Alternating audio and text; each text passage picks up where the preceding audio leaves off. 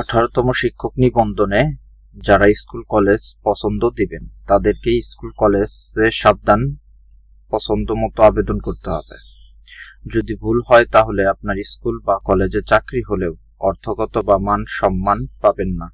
তাই স্কুল বা কলেজ আবেদন করার ক্ষেত্রে কিছু বিষয় নজর দিতে হবে।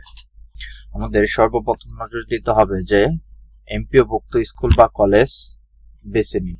এখন নন এমপিওভুক্ত যদি কলেজ আপনি স্কুল কলেজ বেছে নেন তাহলে আপনার হয়তো দেখা যায় চাকরি হবে কিন্তু বেতন ভাতা বা কোনো কিছু সুবিধা পাবেন না। সেজন্য যে সকল স্কুল কলেজ এমপিও ভুক্ত আছে সেখানে বেতন নিয়মিত হয় এবং সুযোগ সুবিধাও ভালো এমন স্কুল কলেজ বেছে আবেদন করতে হবে। ভালো স্কুল কলেজ কিভাবে বুঝবো? বিদ্যালয়ের রেজাল্ট এবং অভিভাবক ছাত্র শিক্ষকের মান ভালো হলে তাহলে স্কুল কলেজ সম্পর্কে ধারণা পাওয়া যাবে।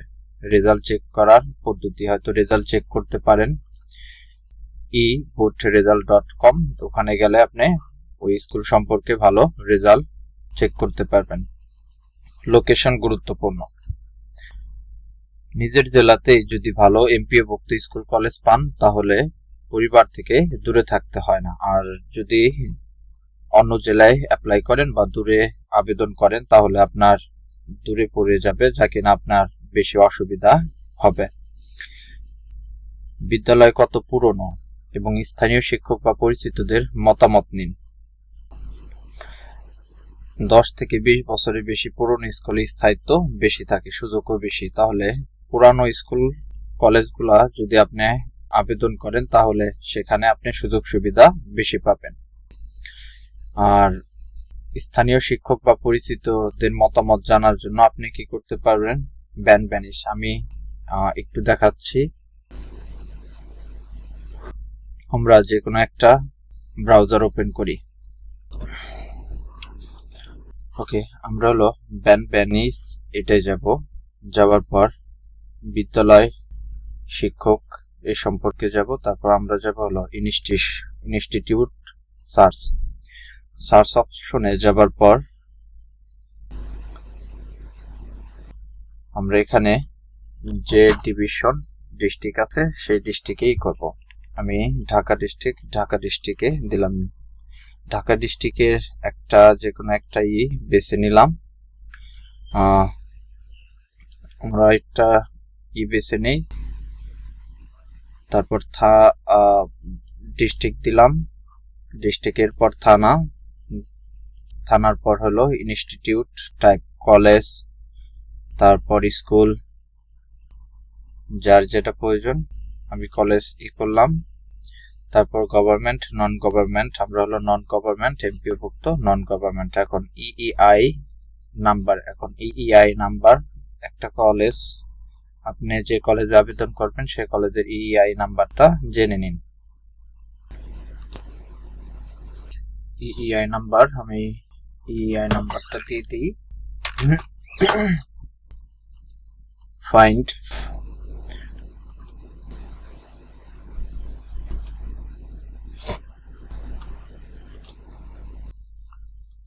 ফাইন্ডে ক্লিক করলে তাহলে যে জায়গায় একটা কলেজ সার্চ দিয়েছি এখানে আমার একটা কলেজ চলে আসছে। আমরা এখন কি করব? ভিউ অপশনে গেলাম। ভিউ অপশনে গেলে আমরা এই জায়গায় কলেজ সম্পর্কে সম্পূর্ণ জানতে পারবো।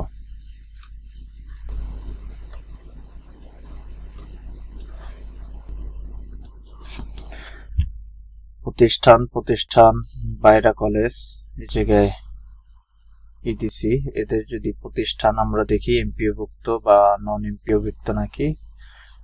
এমপিওভুক্ত তাহলে এমপিওভুক্ত, এটা এমপিওভুক্ত হয়েছে 1999 এমপিওভুক্ত, তাহলে এই জায়গায় তারিখ থাকবে। আর যদি নন এমপিও থাকে তাহলে কোনো তারিখ থাকবে না। আমরা যদি এটা রেজাল্ট দেখি,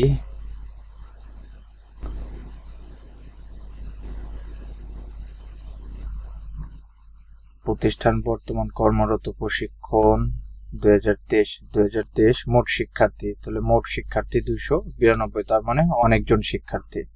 তাহলে এই জায়গায় সুযোগ সুবিধাও ভালো।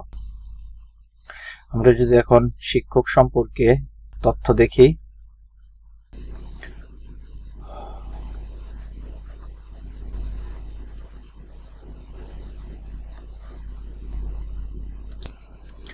তাহলে আমরা এই যে শিক্ষক কর্মচারী তথ্য শিক্ষক 1, তাহলে শিক্ষক 1-এ আমরা হলো যাই, এই জায়গায় আমরা শিক্ষক সম্পর্কে তথ্য পাবো।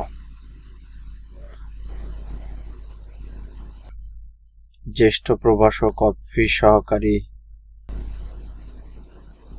প্রভাষক বাংলা, সহকারী শিক্ষক, প্রভাষক সমাজবিজ্ঞান, প্রভাষক ব্যবসায় শিক্ষা, প্রভাষক আইসিটি, প্রভাষক অর্থনীতি, শরীরচর্চা শিক্ষক, ল্যাব অ্যাসিস্ট্যান্ট। তাহলে এই জায়গায় এই হলো প্রভাষকের বা শিক্ষকদের সম্পর্কে দেওয়া আছে। শিক্ষক কর্মচারী তথ্য যদি আমরা দেখি, তাহলে এই যে জায়গায় শিক্ষক ভাইয়ের নাম আছে, যদি কেউ পরিচিত ভাই থাকে আপনি এই স্কুল সম্পর্কে জেনে নিতে পারেন।